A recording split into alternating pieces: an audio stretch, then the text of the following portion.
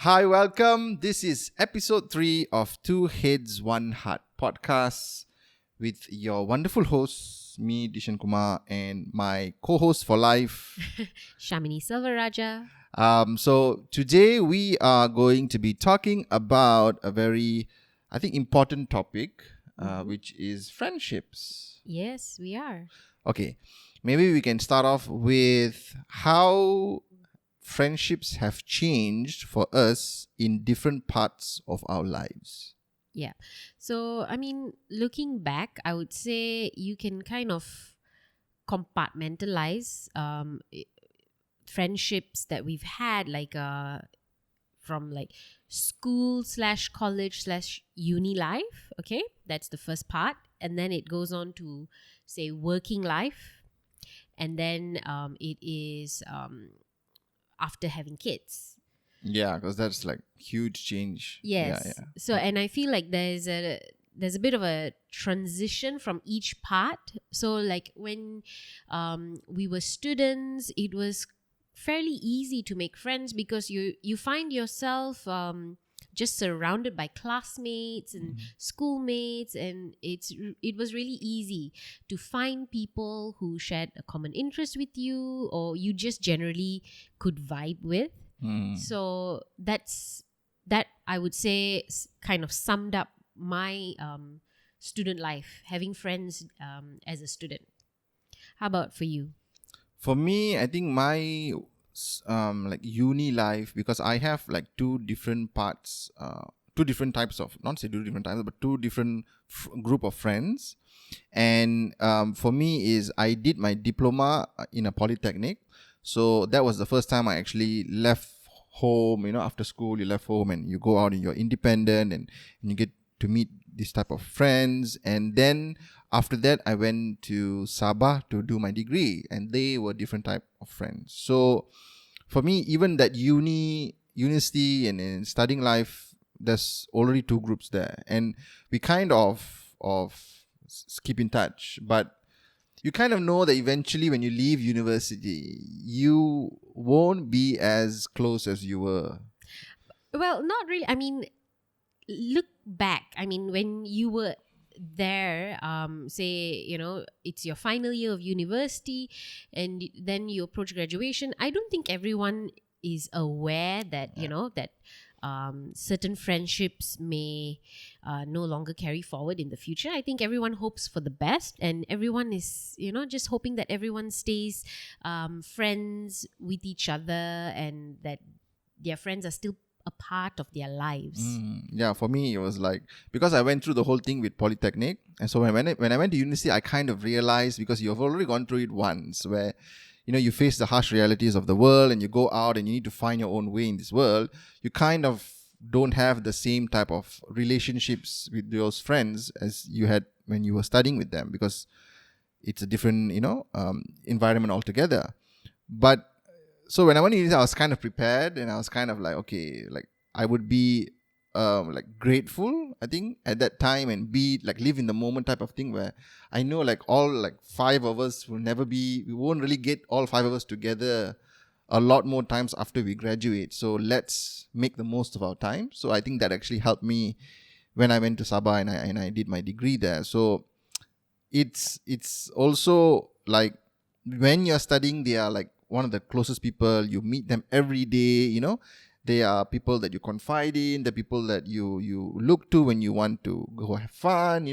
So it's a different type of relationship. So people don't realize when you leave and you go out into the world, priorities change, environments change. People go overseas to study. Sometimes they continue to study, so you don't really get that relationship back again. And it was good for me because I went through it once, and it actually helped me the second time. Yeah, that's so interesting. And I just wanted to add that throughout my student life, I think I was closest with my uni mates, the friends I made when I was in university, and the core group was actually those I lived with. So we all lived in the same hall of residence, and seeing each other every day. And then we also had shared meals, so we were very close in that sense. Although we were all studying different courses, but we were very close because we stayed together. We did activities together. You would see each other, so it became like a little family. So yeah, I was very close with that group of friends. Now I was aware, because I was studying abroad, and they were mostly non-Malaysians. So I was very well aware that, when I come back to Malaysia, I would not have the same relationship I would have with them, because we would be miles apart. But it's really nice that we still keep in touch, and They came for our wedding. yes, they made the effort to come for our wedding, and that really meant something to both of us. Yeah. But okay, talking about transition, so from uni life then on to working life. So I know we've talked about this before, and we have a similar experience because we did not study in the city where we ended up working. So when we moved to KL to start our working lives, we didn't have that group of friends from uni here with us. So from being constantly with friends and a good group of friends, suddenly you find yourself in a city where you don't have that sort of connection, and then you have to make new friends all over again. And it was very different making friends as a working adult, because so you have people in your workplace, so that's the main group of people you would be seeing every day. But making friends at the workplace, now that's not as easy as it sounds, because sometimes you realize that people in the workplace, they're there to do a job, and they not necessarily they have their own particular agendas in a sense. So sometimes that doesn't come across from the start, but then you realize it later on. So when I moved to KL, and I was mainly making friends with those in my office, and like I still remember there was one person I was very close with at that time. But after a while, I realized that there was a bit of competitiveness between her and me. And it was mainly on her part, because I didn't feel like there was a need for competition, because we were at the same level in our workplace. But, it came across in like remarks that she would pass. And sometimes it was a little demeaning. And after a while, I realized, and I think this comes with age, at a certain point, you just realize, I don't think this is necessarily my vibe anymore. And, I kind of backed away, and because I didn't feel comfortable around her. So that taught me a valuable lesson that, in the workplace, not everyone may be as genuine as they first seem. So you have to be really careful.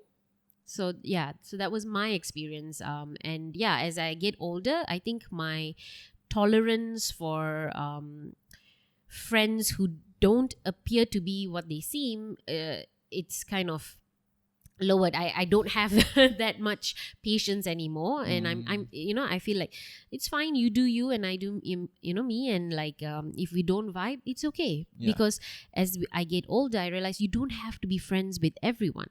Correct. So that was my experience with making friends as a working adult. For me, it was, I joined this engineering company, and you always want to go and you want to make a good impression on everyone. And I think because I've had some working experience before, when I finished my diploma and I worked and things like that, I realized that you can't really, it's better to kind of have separate lives. You don't want to mix your working life and just have friends from your work and just constantly, be involved with work, because eventually when you go out with your colleagues and they're your friends, you will talk about work. And I just needed that separation from work. Yeah. I think that's very important. So I had childhood friends growing up as well, and even that has changed. The relationship with a lot of them has also changed.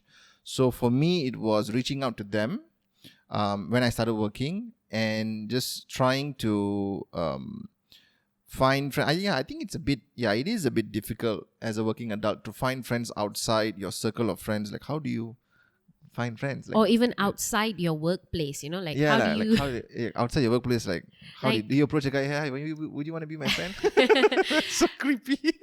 I know like a lot of working adults, what they do is, they join gyms or they do, other activities. Yes. So that's one way that, their social circle expands. Yeah, that's so true.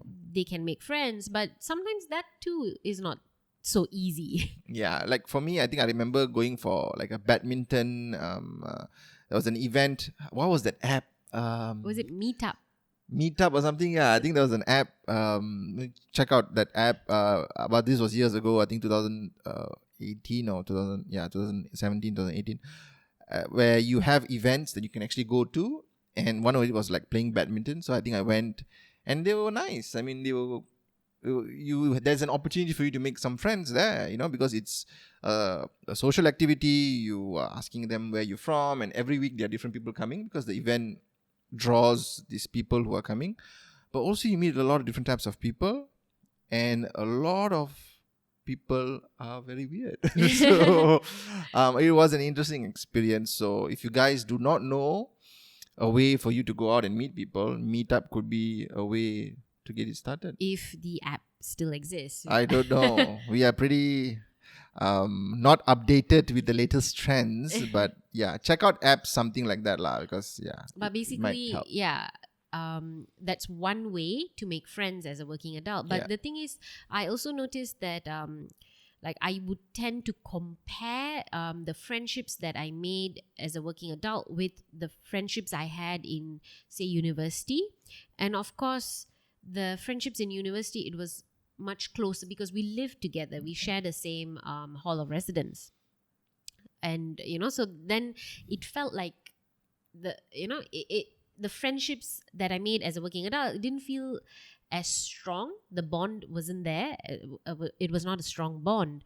And then you kind of feel a bit like defeated in a sense because, you had strong bonds and you're yearning for that. You want something similar. So that's one of the challenges I think I had. We definitely cannot compare because it's a different relationship. And then sometimes, like you said, there is a bit of competitiveness. You guys work in a team, you want to impress your boss, but then you guys are friends, it's a lot of different things. And I feel like even as a young adult, you are going out there in your first job, and if it's the type of job that takes away a lot of your time, you don't really have that time to go out and to meet people and to even, spend time with your family, things like that. So as a working adult, it is difficult. So that's why I think people are more accustomed to going out with their colleagues because they see them every day.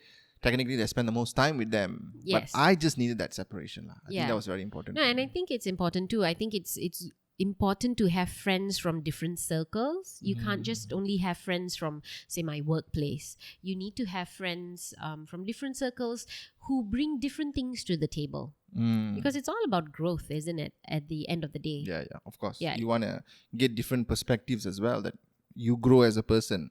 Okay, moving on to the next phase, which is the phase we are having right now, which is having kids. Friends, once we have kids, how has that changed for you? I think the main change is in terms of time. So after having kids, we find ourselves, in a situation where we don't have much time left to do things that we want, say meeting up with friends and whatnot. So, you have to be really organized and you have to, make good effort to still have your friendships in your life.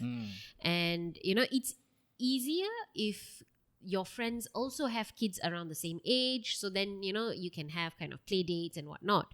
But when you don't, so then you just need to make that effort. And I think it's really important because I have seen some couples after having kids, they kind of like it just becomes about family life, but it's also important to have friendships and to maintain and sustain those friendships. Yeah, I think I think a lot of couples out there, a lot of friends that we have and my friends that I've had, and they got married, and when they start having kids, you kind of lose touch. And of course, it's difficult, definitely. And there's this new human being you have to take care of, and it's very difficult and you go through a lot of different things. The relationship is also like the relationship is tested to that point when you have a child, Yes. you know. And priorities change, and that's fine. I Yeah, mean, yeah, when yeah. you have a child, the child becomes like your number one priority. Correct, And, correct.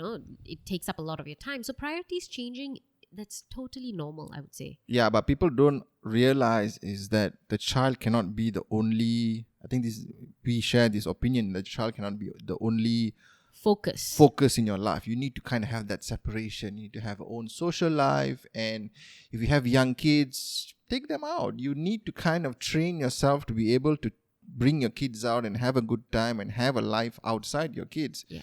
Because our kids are going to grow up and leave. And then it's just you and me, till the end. So we Yeah. need to kind of be able to have our own thing, but also have our family time. Yeah. And try to have that separation of your work, your family, your social life, and that's the juggling is there going on. So for our friends having kids, we want people who value our time and want to make an effort for us. I think effort also is very important, and I think we see that with the close friends that we have now. And you mentioned this before while discussing this, is that throughout our lives, the circle of friends that we have just grows smaller and smaller and smaller and smaller. Yes. So throughout the different phases, yeah, definitely. So it becomes a kind of quantity versus quality kind of take on things. Yeah, So, yeah. and yeah, definitely, like right now, it's all about quality for Yeah. us, to be surrounded by a good group of friends, versus having like a huge number of friends. I prefer having a smaller group of friends who I can just be myself around, and I know that they have my back when I need them, and I'm there for them as well. There's trust, and it's just an overall positive relationship. Yeah, I think we would like one thing they always mention is that we always want our well wishers. Friends should be well wishers. They should always want the best for you. I think that's a very, very important trait to have. And while being with someone also, sometimes you can kind of realize like you do get that vibe where they are not truly happy for you. I think there's a very nice quote by Jordan Peterson, who's one of the people I really look up to with his way of thinking. And he has said that, how do you know your true friends? Okay. So when you can tell them bad news and they'll listen. They won't like tell you why you are doing something wrong and why it happened to you, or try to one up you and saying, oh, this something worse happened to them. So you can tell them bad news and they'll listen, and you can tell them good news and they'll help you celebrate. Yeah. And be genuinely happy for you and saying like, oh wow, we're so proud of what you've achieved, let's go celebrate. I think that's the type of relationship that we have right now in our lives, and we're quite lucky to find those group of people. And you go through your whole lives trying to get this type of quality relationships. I think that quality is so important, because again, our time is so limited. Our time is very important to us as we're now in this phase of our lives. I think even if I want to go out for coffee with a friend, I'm just thinking, is it really worth my time? So you really need to kind of figure out what's important, prioritize the right things, and also look for quality and not quantity. Yeah, absolutely. And like you mentioned, it was not your vibe. So I have this thing where I say, not my vibe, not my tribe. So I know that's Did really you just steal cheesy. that from Google or something? I don't know where I heard it from, but I'm claiming it as my own. But it basically sums up how I feel, because if I'm around someone who, does not make me feel good, then I kind of, like remove myself from that situation. I don't really want to spend so much time with them. Even if this person was like a friend, who appeared to be a friend, but if they are mean to me, I'm so sorry. I'm not going to put myself in a position for that person to be mean to me, because I feel I deserve better, because I'm a good friend. And, so whatever standards that I hold in friendships, I want that from them as well. So I think being kind is not very difficult. So for them to be mean to me, I'm not going to give any space for that. Yeah. But that's the thing. So the being mean just gives me another thought in where I have had friends who have come to me for advice. So I don't know whether are you that type of friend, or the people watching, you can tell whether you're that type of friend where I will give you the hard truth and the tough love. And I feel that nowadays a lot of people out there don't really are very what you call it, oh really, oh that's okay, oh is that so, or all right, or even when you give them an idea they're like, oh it's wonderful, but actually it's not. So I'm that type of person who does that, and I've been guilty of it. And even like some of my friends out there who still like reach out now has been like, thank you so much for like telling me what I needed to hear. And that type of quality is what you want in your relationship. You want friends to like call you out when like, bro, what you doing, man? You know? I mean, tough love is not the same as being mean. So, Yeah, that's tough true. love is fine, tough love or being honest, that's all fine. But being mean, that's a whole different That's true. level and a different story, I would say. I feel if someone is mean in order for them to feel good in that relationship, that's already a toxic relationship. Okay. Yeah. So I agree. So as I get older, I find that I have, I just don't want to make time for such people. It's like our tolerance level is just reducing as we get old, our temperament has dropped, we just don't want to take shit from people anymore. Okay. Our next, this is something that you have told me, this line is friends for a season, a reason, and a lifetime. Yeah. Your thoughts? I mean, when I first heard that, okay, I was in my early 20s. Yeah. No, I actually didn't agree with it because I didn't like the concept. Because for me, I was young and naive. I felt like, friends are for a lifetime. There's no reason and season. But now, at my current age, which I shall not reveal, but it really... We're not that old. Why are you telling people like you're so old? We're not old. No, but like, okay, so now what I see is, actually that saying kind of holds some meaning in the sense that looking back, I've had various different friendships, met different people. And there were some friendships like you were friends because of a particular reason. Say maybe, I don't know, you worked on a project together or, travel on the same bus to school together, something like that. Yeah. Yes. And then in terms of a season, let's say it was for a particular time. So you went, you did a course together for a few months and that was your friend. And then of course, friends for a lifetime. I think one of the things I've learned is it's okay for friendships to not continue on. That, when you were friends, you had a good time. And, if that friendship did not continue on, it's okay. It's okay to let go because people have different things going on in their lives at different points in time. And that's fine. I think when I was younger, I was struggling with that a little because you kind of hope that, all your friends remain your friends throughout your lifetime. But the reality of the situation is that does not happen. Yeah. And so what I've learned is to just learn to say, that's fine. Yeah, it's I think it's very important to be able to let go. And even for me, with all the phases in my life, I've still had this small group of people there, for you and for me. And I feel like whatever friendships that I've had, and I've had very good friends we are not in touch anymore, I think that it's fine. It's good to, the part of our lives was that we were together, I mean, we were good friends and we had good memories, and our paths now are in different directions, and it's fine. It's just a part of being an adult and growing up and realizing like you're not going to be friends with everyone. So. Yes. Of course, when that happens, it's tough. So when you do drift apart and it's that early stages of drifting apart, it's tough. It can be a struggle. Sometimes if that was a very, very good friend, it almost feels like you're breaking up.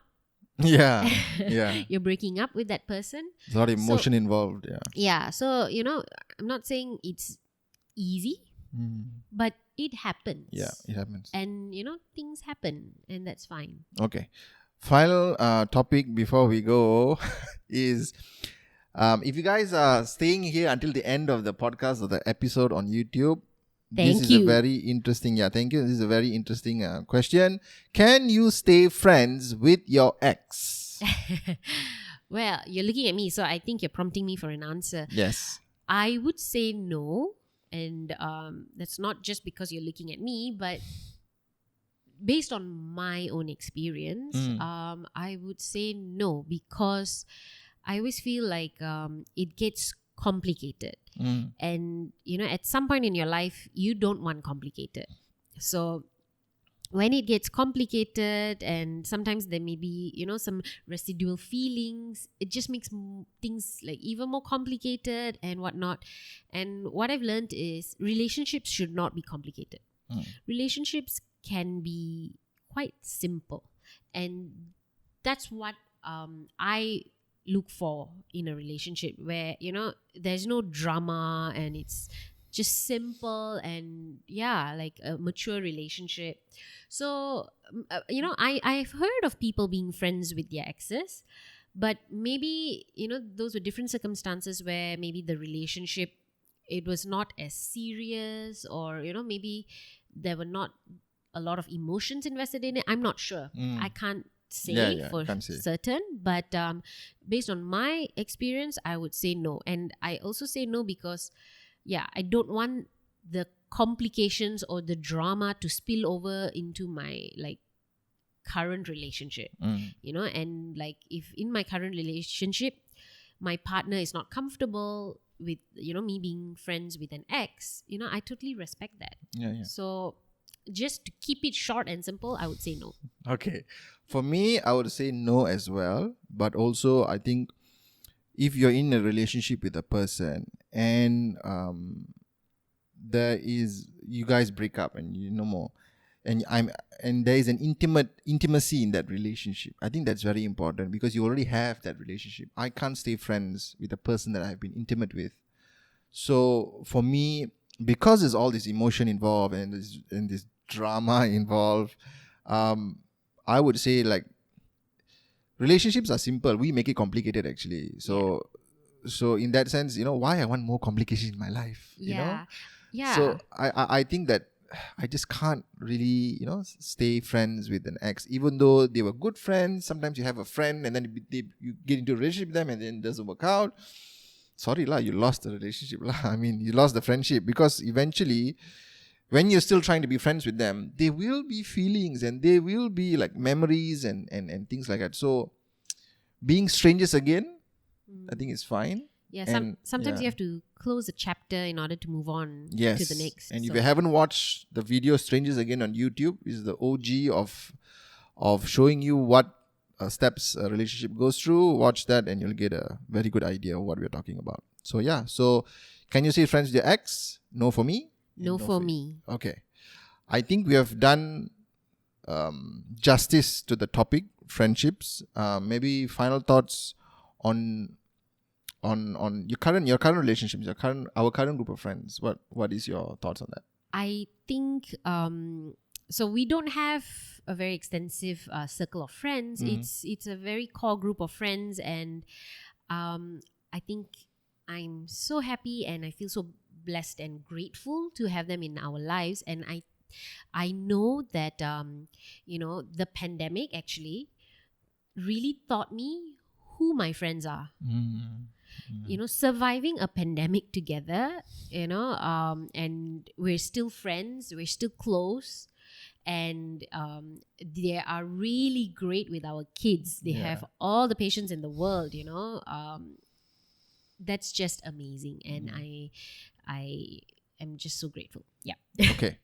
So you know who we are talking about. You guys know who you are. We are very happy, and I'm very happy to actually have this core group of people. And I think everyone should have that opportunity to do that. Make the right decisions. Find out who your true friends are. We are ending the episode now. We'll see you in the next episode. Please follow us on Instagram. Subscribe to our YouTube channel. And also follow us as well on our personal platforms. All right. This has been 2Heads1Heart. My name is Dishan Kumar. And I'm Shamini Selvaraja. Thank you. Bye. Bye.